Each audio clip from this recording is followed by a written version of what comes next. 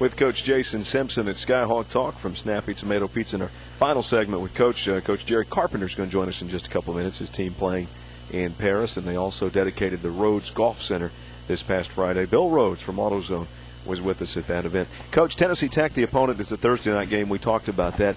Tech coming off the loss at Murray State, 35-24. And what do we know about this Tech team this year? Well, the thing that pops in our team's mind is that we lost there last year. Yeah. We left, the way we look at it, we left the conference championship opportunity there in overtime, and didn't finish that ball game. We were up, I believe, 31-17, and they did a great job coming back, and they got the win. I believe that was their only conference win last year. So, that's the first thing. The next thing is we're coming off a loss.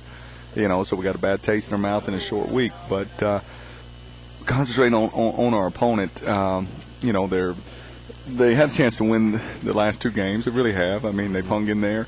They're a play or two short from being 2-0 or 1-1, but right now they're 0-2. Now last week they played without their starting quarterback due to concussion, and he was out.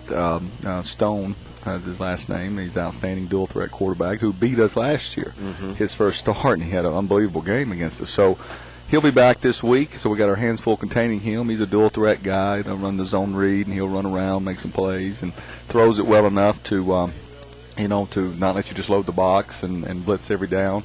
Defensively, they're multiple, front. They'll play 3 down and 4 down.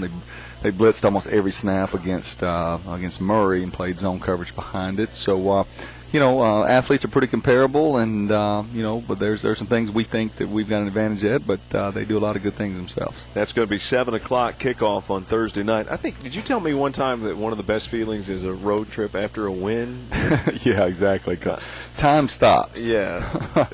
Yeah, and no, it is. There's nothing like it, in our profession, especially FCS level, because we're mostly a bus league, and when you win, no matter how you played, but when you win and you get back on the bus and you're able to have a couple hours of rest and just thinking about the game, because you can't get to a computer to study the tape for the next game. Right.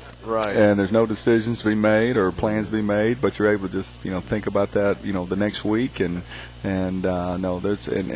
more importantly, to hear the kids sitting behind you on the bus enjoying themselves and relaxing and talking and ragging on each other, or kind of replaying some of the plays during the game. And you stop at a rest stop and they get them a snack or something, and they're sore but they're still excited and satisfied with their week's work, and they got paid by the win.